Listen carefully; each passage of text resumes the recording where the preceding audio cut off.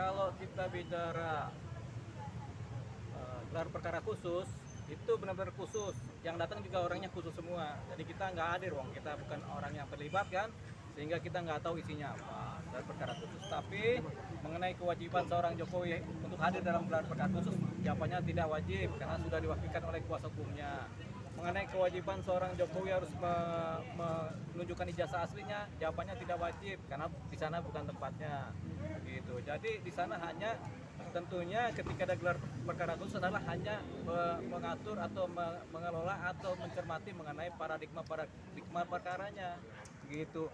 Substansi perkaranya apa, pasalnya apa, kemudian saksinya bagaimana, bukti-buktinya bagaimana, ahli forensik bagaimana, ahli pidana bagaimana, itu dijelaskan dalam gelar perkara khusus untuk didapatkan sistematika nanti penerapan penyertaan pasal-pasal yang disampaikan seperti apa yang untuk menjerat. Itu saja. Makanya kalau ada gelar perkara khusus bebas-bebas saja semuanya. Cuman kan karena khusus hanya pihak-pihak tertentu yang datang dan mereka yang tahu hasilnya apa. Jadi kadang-kadang habis gelar perkara khusus kelompok A bilangnya berbeda, kelompok B bilangnya berbeda. Itu biasa dalam gelar perkara khusus. Gitu. Lalu soal perbandingan yang dipaparkan oleh Roy Suryo kemarin, ada perbandingan, ada 3 ijazah perbandingan yang itu. Ijazah ini kan kertas sebenarnya kan. Kalau Roy Suryo itu kan melihat ijazah secara digital, ada digital dianalisa lewat kacamata digital. Padahal itu kan kertas. Kertas itu kan butuh karbonnya, butuh forensik kertasnya bagaimana, butuh tanda tangannya, tintanya bagaimana. Kan itu yang harusnya dianalisa, bukan perbandingan digital. Roy Suryo ahli apa?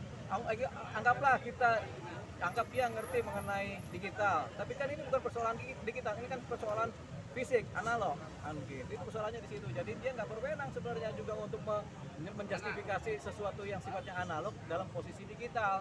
Karena digital itu kan dilihat, diedit bisa. Kalau analog kan harus kertasnya, gitu. Nah kertasnya sudah disampaikan belum oleh Jokowi, jawabannya kan belum, karena kan nggak ada kewajiban menyampaikan kertas fisik dari ijazah. Bang, tapi untuk pemeriksaan sebelumnya itu kan memang Mbak Rizky menerima ijazah asli, Bang. Tapi yang dipaparkan pada saat press conference sebelumnya itu adalah hasil fotokopi gitu. Jadi Roy Suryo merasa itu yang ijazah asli yang ditunjukkan itu yang ingin dilihat. Nanti itu kan adanya di persidangan kalau ijazah asli, Pak. Bukan di dalam gelar perkara khusus. Kan itu kan belum tentu disita juga, masih di PKPK sampai yang punya kan. Ini persoalan ijazah kan gampang aja. Sebenarnya kita semua punya ijazah nih sih.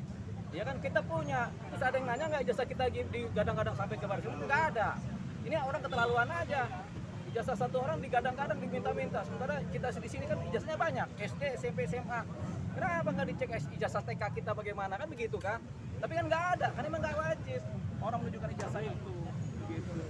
Cuman karena orang ini tendensius, preferensinya negatif, ada kepentingan politik, ada kepentingan ekonomi, ada kepentingan hukum juga, ya udah mereka kejar itu terus dengan alasan Jokowi seorang presiden dan mantan presiden, padahal nggak wajib ya.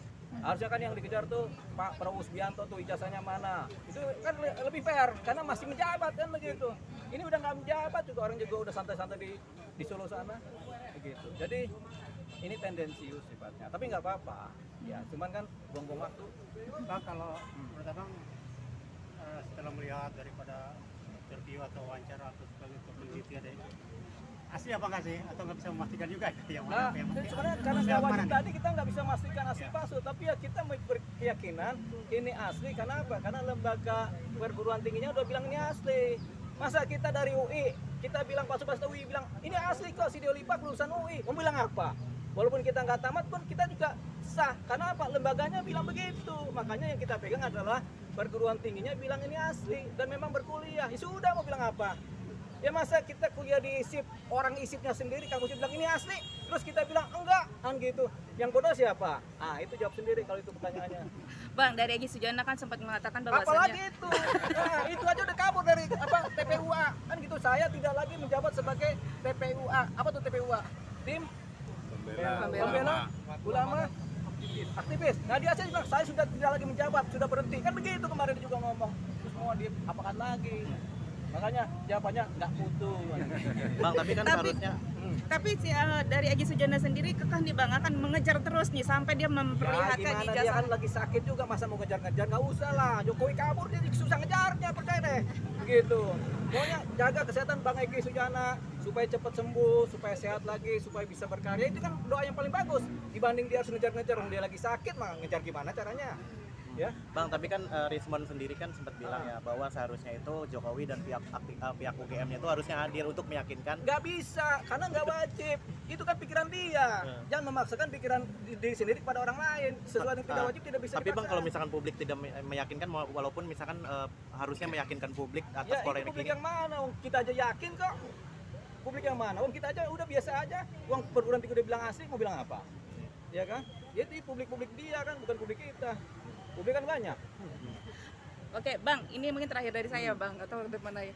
Mungkin kalau prosedurnya sendiri seperti apa nih, Bang, kalau seandainya gelar perkara khusus kemarin akhirnya Roy Suryo dan tim atau TPUA kalah dalam dalam gelar perkara khusus kemarin, apa langkah yang akan apakah akan ada penetapan tersangka atau seperti iya, apa, Bang? nanti kalau kalau sudah clear, ada penyidikannya clear ya tentu ada penetapan tersangka. Saran kita kalau ada penetapan tersangka kepada Roy Suryo CS, banyak-banyak berdoa, banyak bersikir supaya hidup damai, tentram, gak ngusilin orang lain begitu, ya. Oke.